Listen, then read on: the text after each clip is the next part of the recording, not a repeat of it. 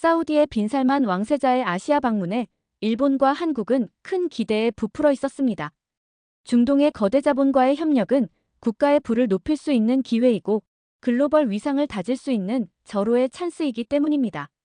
사우디 왕세자는 일본의 선진 기술과 시스템을 적극 활용할 것이라는 일본 정부의 기대와는 달리 한국의 삼성 현대를 비롯해 한국 정부와 미팅 후 일본 일정을 돌연 취소했다고 합니다. 이런 상황이 어떻게 벌어졌는지 고심할 새도 없이 일본은 대처 방안을 마련하고자 그 당시 안절부절 못하는 신세였다고 합니다. 과연 한국의 어떤 특장점이 중동의 거부이자 실세의 마음을 사로잡았을까요? 오늘의 이야기 시작합니다. 안녕하세요. 저는 다니엘 야마모토라고 합니다. 미국 시카고에서 태어났지만 일본인 어머니 덕분에 이중 국적을 가지고 있습니다. 하버드 경영대학원을 졸업한 후 도쿄로 건너와 일본 최대 종합상사 마루베니에 입사했습니다. 제가 미국의 대형 기업을 제치고 일본의 마루베니를 선택한 이유는 단순했습니다. 일본 기업은 아시아와 중동에서 가장 강력한 비즈니스 네트워크를 가지고 있다고 판단했고 이것이 제 커리어에 크나큰 도움이 될 것이라고 확신했기 때문입니다. 마루베니에서 10년간 근무하며 중국, 태국, 아시아 지역을 섭렵하며 빠르게 승진했고 지금은 중동 담당 수석 프로젝트 매니저로 일하고 있습니다. 저는 이 자리에 올라온 기쁨과 함께 종합상사맨으로서 꿈을 실현시킬 수 있는 인생 최대의 역사적인 프로젝트를 맡게 되었습니다. 사우디아라비아의 전 세계적인 부자이며 실권을 쥐고 있는 무하마드 빈 살만 왕세자가 추진하는 비전 2030의 핵심 사업인 네옴시티 해수 담수화 플랜트 건설 프로젝트였습니다. 50억 달러에 달하는 초대형 프로젝트로 세계 최대 규모의 담수화 시설이 사막 이 땅 사우디아라비아에 건설될 예정입니다. 모래바람 날리는 리야드 공항에 내리는 순간 뜨거운 사막 공기가 저를 맞이했습니다. 호텔에 짐을 풀고 첫 미팅을 위해 30분 거리에 있는 사우디 수자원 공사 건물로 향했습니다. 그곳에서 저는 뜻밖의 경쟁자를 만났습니다. 한국의 디에너지 해외사업부 팀장 강준만 씨였습니다. 그의 명함을 받아들며 속으로 가볍게 웃었습니다. 한국 기업이라니 이런 대형 건설 프로젝트에서는 당연히 일본 기업들이 독차지해왔고 수십 년간 쌓아온 중동과의 인연에서 비교할 수 없을 것이라 무시했습니다. 저는 대형 컨퍼런스룸에 모인 사우디 관계자들 앞에서 자신감 넘치는 프레젠테이션을 영어로 진행했습니다. 일본 마루베니가 걸어온 행적, 타국가의 프로젝트 성과 등 일본 정부의 금융 지원, 우리가 보유한 최첨단 담수화 기술까지 어디 하나 빠질 것 없는 강점들을 설득력 있게 어필했습니다. 프레젠테이션이 끝나자 두건을 둘러쓴 사우디 관계자들의 박수 소리는 큰 회의실에 울려 퍼졌습니다. 사우디 수자원 공사의 알하미디 이사장은 만족스러운 표정을 지으며 고개를 끄덕였습니다. 반면 한국의 디에너지의 프레젠테이션은 의외로 담백하고 별것 없어 보였습니다. 한국인들은 화려한 약속보다는 사우디의 극한 환경에 최적화된 담수화 시스템이 절실하다는 점을 강조했습니다. 솔직히 별로 인상적이지 않았습니다. 우리는 이미 오랜 기간 아랍에미리트, 두바이, 카타르 등 중동에서 담수화 시설을 건설해온 선구자들이었습니다. 경험, 자금력, 정치적 영향력 모든 면에서 일본이 한국을 압도한다고 자신했습니다. 그런데 알하미디 이사장은 모든 프리젠테이션을 듣더니 의외로 바로 우리 일본을 호명하지 않는 것이었습니다. 뜻밖의 예상치 못한 제안을 했습니다. 저는 당황했습니다. 한국, 일본 두 회사에게 6개월 내에 소규모 시범 플랜트를 건설하여 그 성능을 비교해보고 사우디에 적합한 최종 사업자를 선정하겠다는 것이었습니다. 순간 회의장이 술렁였습니다. 이것은 완전히 게임의 룰을 바꾸는 일이었습니다. 분명히 일본이 우위에 있지만 한국을 이용해서 일본에게서 또 다른 이익을 취하고자 하는 속셈이라 생각했습니다. 하지만 저는 동요하지 않았습니다. 오히려 더 좋은 기회라 생각했습니다. 실제 사우디 현장에서 얼마나 많은 건설을 성공시켜왔는지 우리 마루베니의 진가를 보여줄 수 있는 기회가 될 것이니까요. 사람들 사이로 회의실을 빠져나오면서 스쳐 지나간 강준만 씨의 얼굴에서는 이상하리만큼 빛나는 눈빛을 하고 있어서 약간 이상한 느낌이 들었습니다. 그는 조용히 미소 지으며 무언가 계산하는 듯한 표정이었습니다. 그것은 자신감에서 나오는 것이라는 것을 알 수 있었으며 우리가 항상 지어오던 표정이었기 때문에 의아했었습니다. 그래도 세계적인 선진국인 일본의 기술과 100년 이상의 경험을 생각하면 결과는 너무나 뻔했습니다. 도쿄로 돌아가자마자 머릿속에 그려지고 있는 이번 플랜트를 곧바로 준비하겠다고 마음먹었습니다. 도쿄 본사에서는 이 소식을 듣고 이미 즉각적으로 사우디 프로젝트 특별팀을 에이스들로 구성했습니다. 일본 최고 동경대를 나온 엔지니어들과 디자이너들이 밤낮 없이 작업했습니다. 완벽한 계획이 필요했습니다.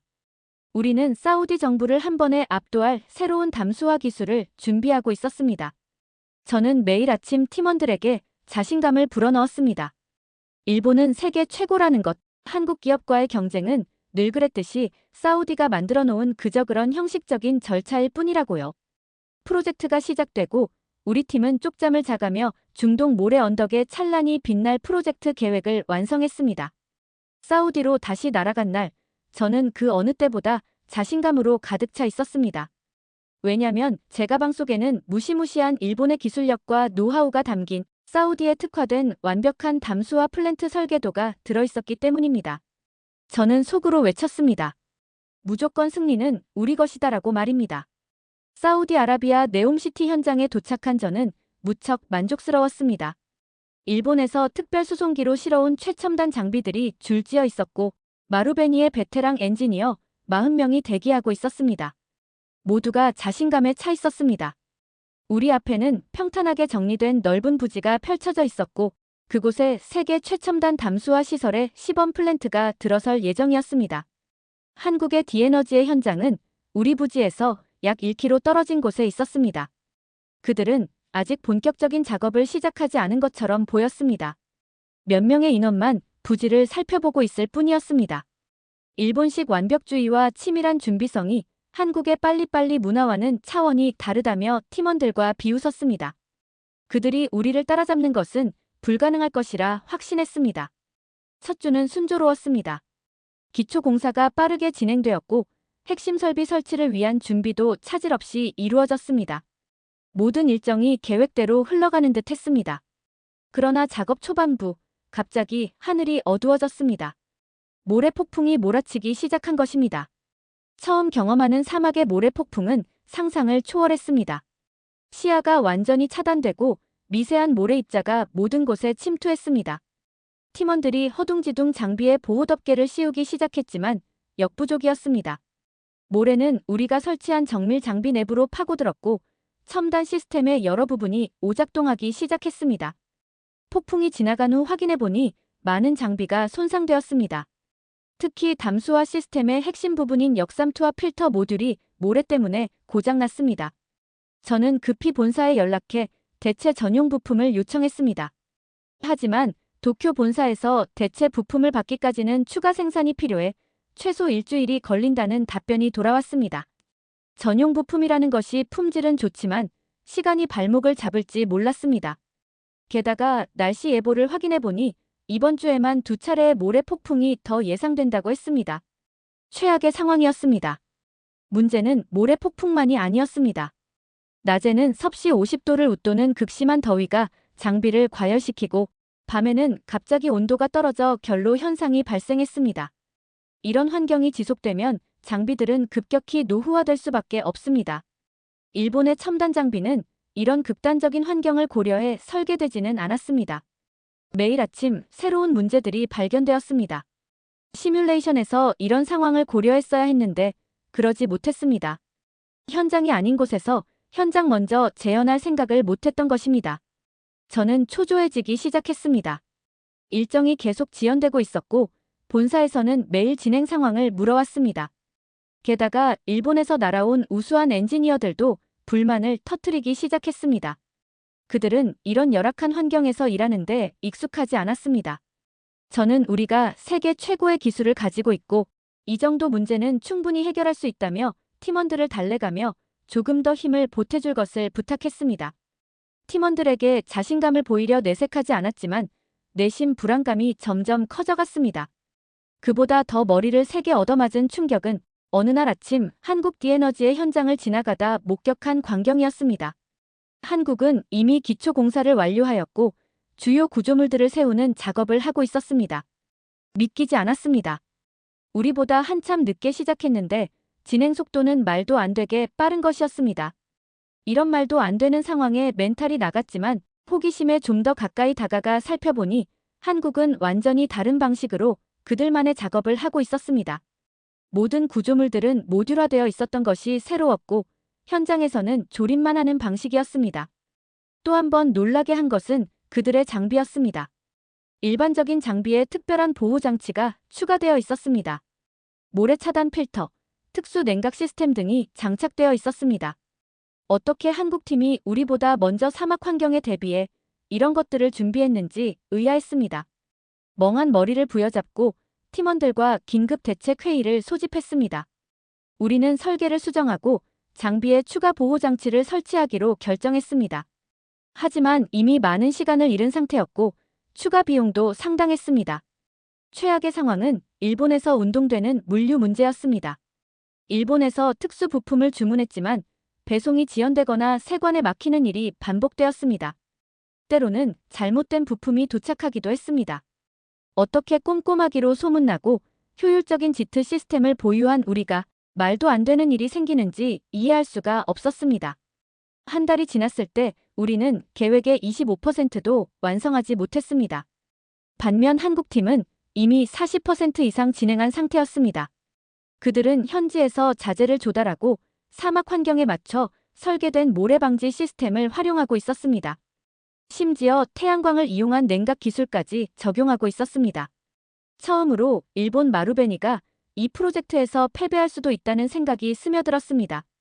그때 도쿄 본사에서 비디오 컨퍼런스 요청이 왔습니다. CEO 타나카 씨의 표정은 일그러져 있었습니다. 한국보다 진척률이 뒤처지고 있다는 소식에 잔뜩 화가 난 것 같았습니다. 저는 사막 환경에 예상치 못한 어려움을 상세히 설명했지만 타나카 씨는 이해하려 하지 않았습니다. 그는 일본 마루베니의 명성이 걸린 문제라며 어떤 방법을 써서라도 상황을 반드시 역전시키라고 지시했습니다. 절대 한국팀에 뒤처져서는 안 된다고 소리쳤습니다. 그 이후 심한 압박감에 잠을 이루지 못하는 밤들이 계속되었습니다. 창 밖으로 보이는 사막의 밤하늘은 그 어느 때보다 황량하고 어둡기만 했습니다. 다음 날 저는 마지막 승부수를 던지기로 결심했습니다. 일본에서 추가 인력과 장비를 긴급 공수하여 24시간 작업 체제로 전환했습니다. 비용이 2배 이상 늘어났지만 이대로만 있을 수 없었습니다. 타나카 씨는 이대로 패배할 수 없다며 비용이 더 들더라도 기필코 이겨야 된다고 이런 결정에 동조했습니다. 그러나 운명은 우리를 더욱 시험에 들게 했습니다. 물량을 추가로 투입하게 된 그 다음 날부터 역대급 모래 폭풍이 휘몰아쳤고 우리의 작업 현장은 완전히 마비되었습니다. 새로 설치한 장비마저 모래에 파묻혔고 일부 구조물들은 파손되었습니다. 현장을 수습하는 와중에 저는 한국 디에너지가 어떻게 대응하는지 너무나 궁금했습니다. 그들은 마치 이런 상황을 예상했다는 듯이 신속하게 모든 장비를 보호하고 있었고 폭풍이 지나간 후에는 즉시 작업 개시할 수 있도록 스케줄을 짜놓고 있었습니다. 놀라웠습니다. 어떻게 이런 극한 환경에 이토록 완벽하게 사전 준비부터 현장 대응까지 할 수 있었던 걸까요? 그날 밤 호텔방에서 저는 처음으로 패배를 인정해야 할지도 모른다는 생각을 했습니다. 창밖으로 보이는 거대한 사막이 저를 조롱하는 것 같았습니다. 세계 최고라고 자부했던 일본 마루베니의 기술력이 이 자연의 힘 앞에서는 한없이 작아 보였습니다. 한편 더 충격적인 소식이 들려왔습니다. 한국 정부 대표단이 사우디아라비아를 방문했다는 것이었습니다. 고위급 정부 관계자들이 프로젝트 일정에 맞추어 국빈 방문하여 무함마드 빈 살만 왕세자와 깊은 대화를 나눴고 양국이 44개 항에 걸친 공동 성명을 채택했다는 뉴스가 모든 현지 언론에 보도되었습니다. 한국과 사우디는 교통, 해수 담수화 등 인프라 분야 협력과 대규모 프로젝트에 대한 금융 협력을 강화하기로 했다는 것입니다. 사우디 현지 뉴스에서는 사우디가 한국의 원유 수요를 충족시켜주는 가장 믿음직한 동반자가 될 것이라며 한국에 대한 에너지원의 안정적 공급 의지를 천명했다는 점이었습니다. 이와 더불어 양국 간 방위산업 분야 협력도 구체화되고 있다는 소식까지 들렸습니다. 사우디 국방장관이 한국과의 차세대 방위산업 무기체제 협력을 희망한다며 기술 협력과 공동 생산까지 함께하는 포괄적인 협력을 제안했다고 대대적으로 보도되는 것이었습니다. 글로벌 경제신문에서는 한국과 사우디아라비아가 공동으로 추진하는 사우디 산업 프로젝트에 한국 기업 17곳이 참여하게 되었다는 소식도 실려 있었습니다. 이 기업들은 사우디 국제산업단지 회사와 합작법인을 설립하고 사우디 정부로부터 막대한 자금 지원을 받는다고 보도되었습니다.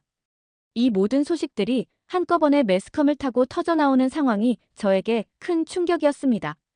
일본은 오랫동안 중동 시장에서 주도권을 쥐고 편하게 사업하고 있었는데 이제 한국이 급부상하면서 영향력을 확대하고 있는 것이 믿기지 않았습니다.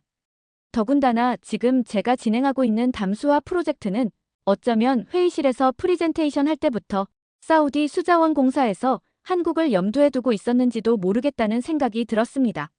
한국 정부의 적극적인 지원 속에 한국디에너지는 더욱 빠르게 시범 플랜트 건설을 마무리 진행하고 있었습니다. 그들은 매일 새로운 인력과 장비를 투입하고 있었고 현지 기업들과의 협력도 강화하고 있었습니다. 반면 우리는 여전히 일본 본사의 지시만 기다리고 있었고 모든 결정이 저 멀리 도쿄의 의사결정을 거쳐오느라 소중한 시간들은 하염없이 흘러가고 있었습니다. 한 달이 지났을 때 사우디 수자원 공사 관계자들이 예고 없이 현장에 들이닥쳤습니다. 알하미디 이사장의 실망스러운 표정은 고개를 떨구게 했습니다. 그는 완성된 부분이 계획의 30%도 안 된다는 점을 지적했습니다. 지적이 있은 후 그들은 곧바로 우리 현장에서 한국디에너지로 향해 가버렸습니다. 그들의 표정이 밝아지는 것을 멀리서 씁쓸히 지켜보았습니다. 저는 충동적으로 한국팀의 현장으로 따라갔습니다. 그리고 그곳에서 따라가는 것이 아니었는데 왜 상처받을 일을 했을까요? 그들의 공사는 이미 80% 이상 진행되어 있었고 담수화 시스템의 핵심 설비가 거의 완성되어 있었습니다. 모래 폭풍이 몰아치는 상황에서도 강준만 씨는 알하미디 이사장에게 자신감 있고 부드럽게 설명을 이어갔습니다.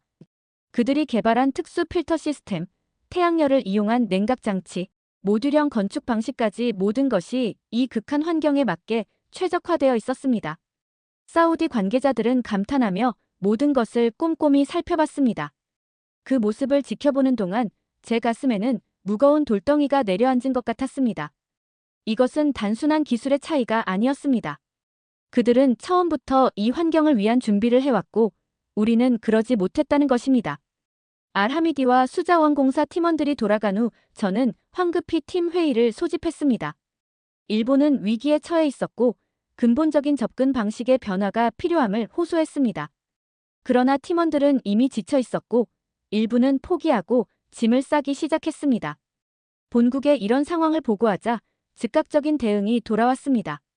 이사회에서 긴급회의가 소집되었고 타나카 씨는 이를 악물며 거금을 투입해 해외파 최고 기술 담당자를 사우디 현장으로 파견하였습니다. 그러나 그들도 도착하자마자 현실의 심각성을 깨닫은 듯 고개를 절레절레 흔들었습니다. 이런 환경에서 우리의 시스템을 작동시키려면 근본적인 재설계가 필요했고 그것은 최소 2달 이상 걸릴 일이었던 것입니다. 그런데 우리에게 남은 시간은 겨우 2달도 남지 않았습니다. 도쿄 본사에서는 마지막으로 이례적인 조치를 취했습니다. 사우디 프로젝트 지원을 위해 다른 모든 글로벌 프로젝트의 우선 순위를 낮추고 모든 자원과 인력을 총동원하기로 했습니다. 하지만 그런 결정이 이미 늦었다는 것을 일본에 있는 높은 분들은 알 수조차 없었던 것입니다. 매일 아침 한국팀과 일본팀의 작업 모습은 너무나 대조적이었습니다. 한국은 새벽 4시부터 작업을 시작했습니다. 가장 더운 시간을 피하는 전략이었습니다. 반면 우리 일본은 근무 타임라인을 고수하며 8시에 작업을 시작했고 정오의 살인적인 더위 속에서 비효율적인 혹사만 당하고 있었습니다. 한국과 일본은 별반 차이 날 것 같지 않은데 막상 속을 까보니 한국은 현지 환경에 완벽하게 적응하고 있었고 일본은 여전히 적응하지 못하고 있었던 것입니다. 답답함과 울분을 이기지 못한 타나카 CEO가 직접 사우디 공사 현장을 방문했습니다. 그의 표정만 봐도 엄청난 충격을 읽을 수 있었습니다. 수치로 보고받는 것과 실제 눈으로 보는 것은 하늘과 땅 차이였기 때문입니다. 그는 한국 디에너지 현장도 둘러봤고 돌아와서는 한동안 아무 말이 없었습니다. 그리고 마침내 입을 열었을 때 그의 음성은 이전에 자신감 넘치던 톤이 아니었습니다. 일본이 너무 오만했네요. 한국 기업을 무시한 게 잘못이었습니다라고 말했습니다. 그 말을 듣는 순간 제 마음속 어딘가에서 버티고 있는 무언가가 무너져 내리는 느낌이었습니다. 평생 최고만을 추구해온 일본 마루베니가 아시아의 후발주자인 한국 기업에게 패배를 인정하는 순간이었습니다. 타나카 씨는 다음날 도쿄로 돌아갔고 저와 우리 팀은 더 큰 압박 속에 남겨졌습니다. 그리고 마침내 사우디 정부로부터 공식 통보가 왔습니다. 프로젝트 중간 평가에서 우리는 한국 디에너지에 크게 뒤처져 있으며 이대로 가면 최종 계약은 한국 기업에 돌아갈 가능성이 높다는 내용이었습니다. 그들은 우리에게 마지막 기회를 주는 의미로 2주의 시간을 더 허락했지만 우리 팀은 추가적인 고통의 시간을 얻는 것 자체가 더욱 싫게 느껴졌습니다. 그날 밤 사막의 별빛 아래에서 저는 인생에서 가장 쓰라린 실패와 마주했습니다. 모든 것이 저의 책임이었습니다. 환경을 제대로 예측하지 못했고 적응하지 못했으며 팀을 제대로 이끌지 못했습니다. 하버드 MBA와 화려한 이력이 현실의 문제 앞에서는 무용지물이었다는 것을 깨달았습니다. 인생에서 처음으로 저는 정말 배워야 할 것이 있다는 생각이 들었습니다. 그리고 그 배움의 대상이 제가 무시했던 한국팀이라는 사실이 아이러니했습니다. 사우디 정부의 최후 통첩이 떨어진 그날 이후 제 마음은 오히려 평온해졌습니다. 호텔방에 홀로 앉아 지난 날들을 되돌아보는데 문득 이상한 생각이 들었습니다. 한국팀은 도대체 어떻게 이 극한의 환경에서 이토록 완벽하게 적응할 수 있었을까요? 단순한 운이나 우연으로 설명하기에는 너무나 체계적이고 준비되어 있었습니다. 이럴 바에는 한국의 것을 배우고 돌아가자고 생각했고 한국팀의 현장을 직접 둘러보기로 한 것입니다. 공식적인 방문이 아닌 그저 배우는 견습생의 자세로의 방문이었습니다. 이른 새벽, 아직 어둠이 채 가시지 않은 시간에 현장에 도착했습니다. 멀리서 지켜보기로 했습니다. 그리고 놀라운 광경을 목격했습니다. 모든 작업자들은 특수 제작된 방진복을 입고 있었고 장비마다 특별한 보호 장치가 설치되어 모니터링되고 있었습니다. 작업 방식도 미리 제작된 모듈을 조립하는 간소화된 방식으로 시간과 인력 투입의 효율까지 잡아내고 있었습니다. 더 가까이 다가가자 무언가 눈에 띄었습니다. 그들의 담수화 시스템은 우리와 비슷했지만 핵심적인 차이가 보였습니다. 모든 필터에는 이중 보호 시스템이 적용되어 있었고 전자장비는 특수 냉각 장치로 보호되고 있었습니다. 그들은 사막의 환경을 철저히 연구하고 그에 맞는 해결책을 준비해 온 것이었습니다. 그때 누군가 제 어깨를 두드렸습니다. 놀라서 돌아보니 강준만 씨였습니다. 그는 이른 아침부터 무슨 일이냐며 물었지만 그의 표정에서 이미 제 의도를 간파했다는 것을 알 수 있었습니다. 저는 솔직하게 상황을 인정했습니다. 우리가 어려움을 겪고 있으며 그들의 방식이 궁금했다고 말입니다.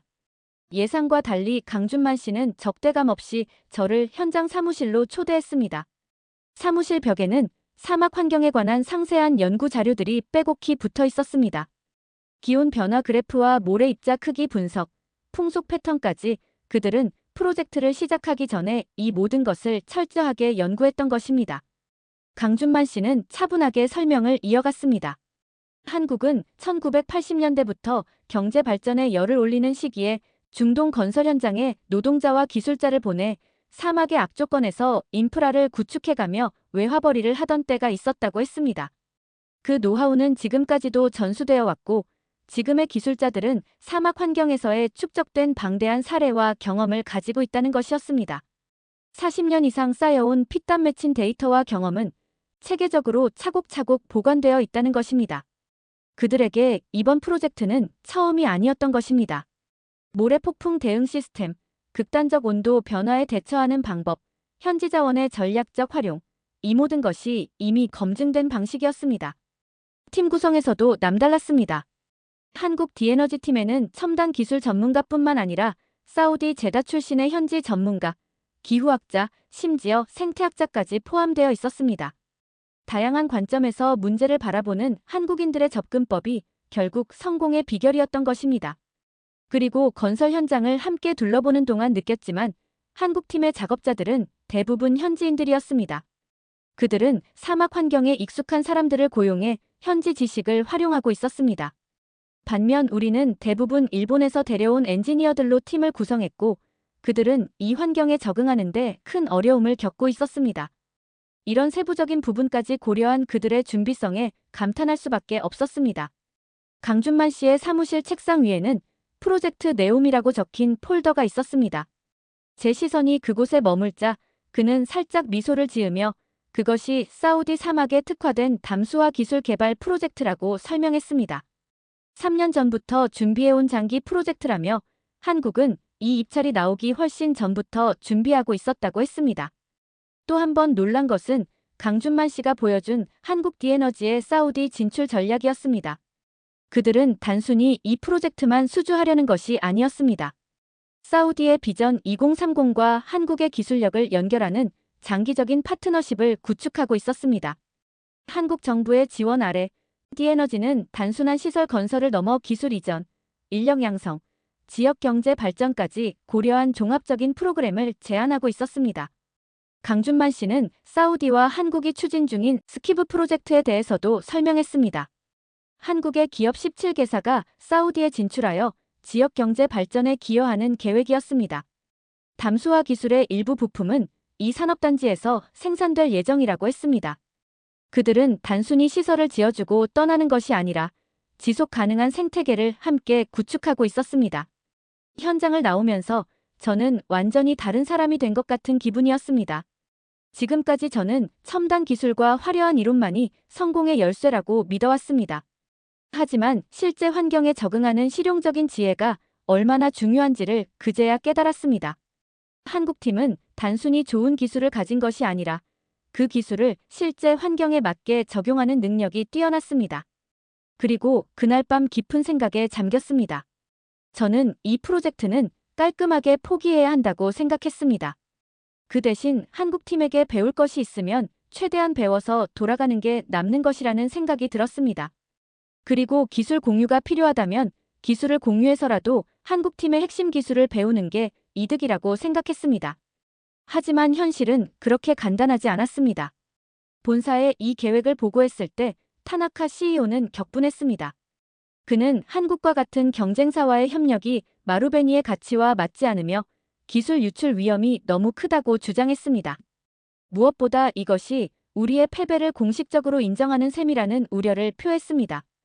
밤새 영상회의를 통해 본사를 설득하려 했지만 이사회의 반응은 차가웠습니다. 그들에게 이건 단순한 프로젝트 성공 여부가 아닌 회사의 자존심과 일본의 국가적 자부심 문제였습니다. 결국 저는 최후 통첩을 받았습니다. 48시간 내에 독자적인 해결책을 찾거나 아니면 프로젝트에서 철수하라는 것이었습니다. 회사의 지시를 따를 것인가 아니면 제 신념대로 행동할 것인가 저의 전체 커리어가 걸린 순간이었습니다. 밤이 깊어갈수록 제 마음은 더욱 무거워졌습니다.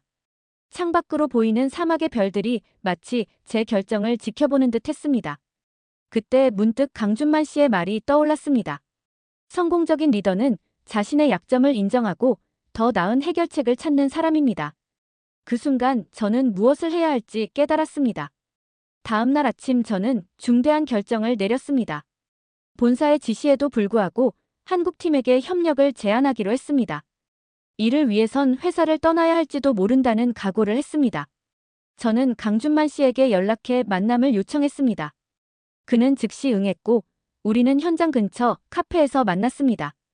저는 솔직하게 현재 상황을 털어놓았습니다. 일본 마루베니가 이 프로젝트에서 실패할 것이 확실하다는 것, 그리고 그들의 기술과 접근법에서 배우고 싶다는 것이었습니다. 그리고 이것이 단순히 개인적인 이익을 위한 것이 아니라 양국의 기술 발전과 사우디의 성공적인 담수화 프로젝트 완수를 위한 것임을 강조했습니다. 예상과 달리 강준만 씨는 제 제안에 놀라운 반응을 보였습니다. 그는 마루베니와의 협력을 환영한다고 말했습니다. 사실 디에너지도 일본의 선진 담수화 기술 중 일부를 도입하고 싶었다고 합니다.